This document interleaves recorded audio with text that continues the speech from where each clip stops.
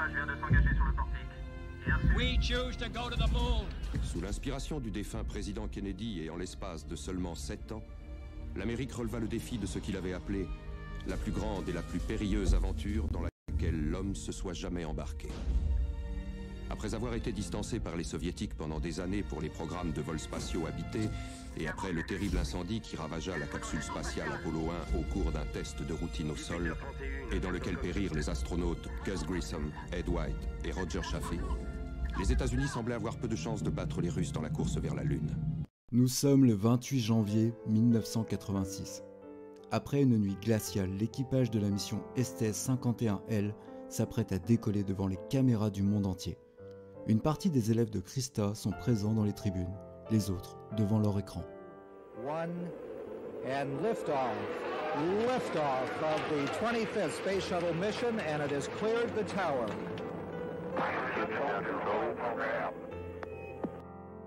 Le décollage se passe bien, tout le monde est ravi dans les tribunes, puis le Capcom demande une manœuvre à Challenger. Challenger, go at throttle up. Challenger, go at throttle up.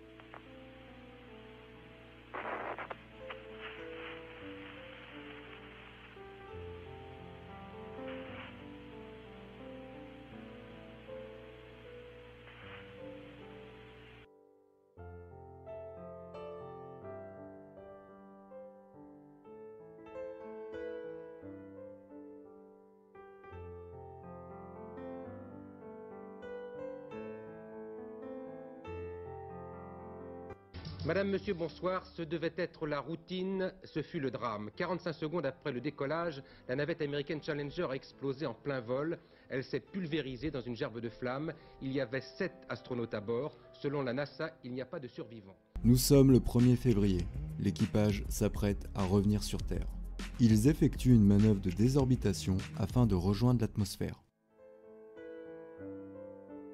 4 minutes plus tard, des débris s'éjectent de la navette. Pour faire simple, elle est en train de se désintégrer.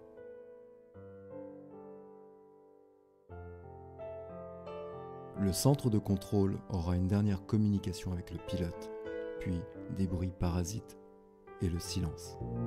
And Columbia, Houston, we see your tire pressure messages and we did not copy your last.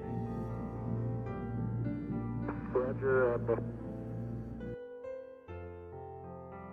Columbia, Houston, UHF comm check. Columbia, Houston, UHF comm check.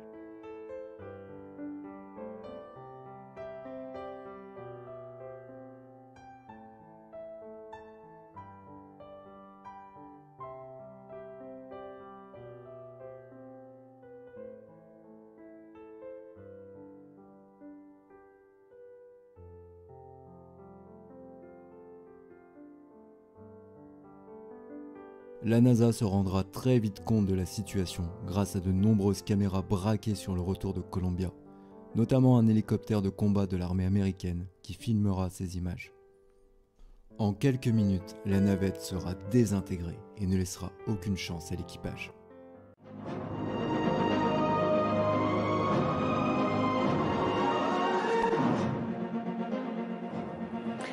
Madame, Monsieur, bonsoir. Dans l'actualité de ce samedi, l'explosion en vol de la navette spatiale Columbia. Pendant sa rentrée dans l'atmosphère, il y avait 7 astronautes à bord, dont 2 femmes et un Israélien.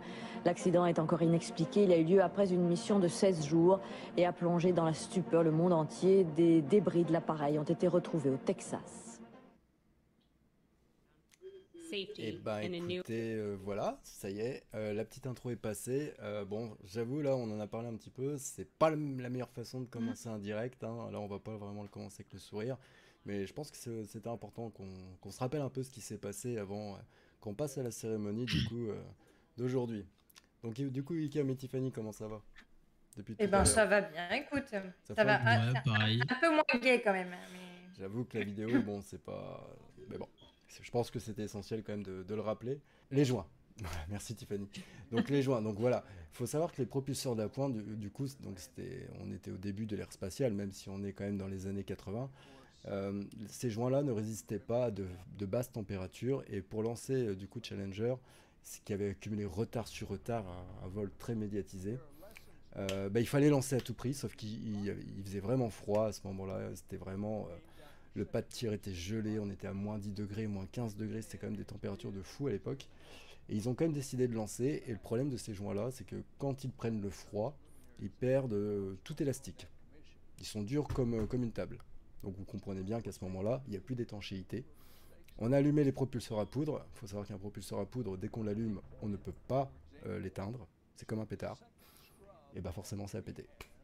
Voilà comment a fini Challenger.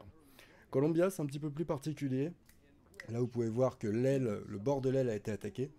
Tout ça, Tiffany, on en avait parlé également. Donc c'est au décollage. C'est pareil. Un bout de mousse. Un bout de mousse. Mais un bout de mousse lancé à haute vitesse qui avait un peu perforé l'aile. Et au moment de rentrer dans l'atmosphère, donc fissure dans le bouclier thermique. Qu'est-ce qui s'est passé? Fissure. La température qui monte à des milliers de degrés s'infiltre du coup dans la fissure et désintègre la navette de l'intérieur. Voilà du coup comment s'est terminée l'histoire de Columbia. Alors pour la petite anecdote, le centre de contrôle avait remarqué l'accident, enfin le bout de mousse qui avait percuté l'aile rapidement, mais sauf que c'était une première à l'époque, c'est jamais arrivé, en tout cas on n'a jamais eu d'accident à ce niveau-là. Donc ils ont remarqué l'accident, mais ils ont décidé de ne pas en parler tout de suite à l'équipage.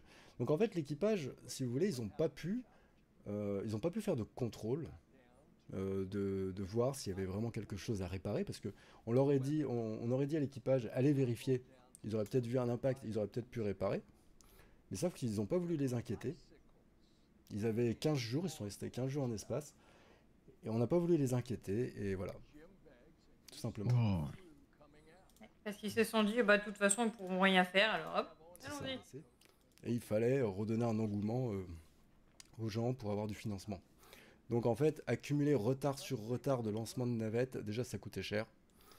Ça décalait les plannings de lancement de quelque chose d'hallucinant. Donc ils ont quand même pris le risque de lancer ce jour-là, et puis bon ça s'est mal terminé. C'est un peu gros là quand même. Je vous invite à regarder la vidéo de Stardust par exemple qui parle de Challenger, ou la série sur Netflix, je sais pas si elle est encore disponible, parce qu'il y a une très bonne série sur Netflix qui s'appelle Challenger, en 3 ou 5 épisodes, je me souviens plus, qui raconte très bien l'histoire. Et on voit clairement qu'il y avait un truc qui allait pas. Il y avait vraiment quelque chose qui allait pas. Il y avait la pression financière, la pression de lancement. Là, on est en train de nous montrer Columbia. Du coup, tiens, je rebondis, parce qu'on va beaucoup rebondir de toute façon pendant le direct. Là, on parle de Columbia. Et dites-vous un truc là, ce que vous voyez en bas de l'écran, c'est simplement ce qui reste. C'est ce qui reste de la navette. En bleu, c'est le tracé de la navette. Et tiens, je termine vite fait avec Challenger. Donc, on en a déjà parlé aussi sur plusieurs directs. On pense tout le temps que Challenger, malheureusement, les 7 astronautes sont morts dans l'explosion. Alors, il y en a peut-être qui sont morts dans l'explosion, mais on sait qu'en tout cas, au moins 3 astronautes ont survécu à l'explosion. En fait, la navette s'est coupée en deux au moment de l'explosion. Et donc, les astronautes étaient dans le cockpit.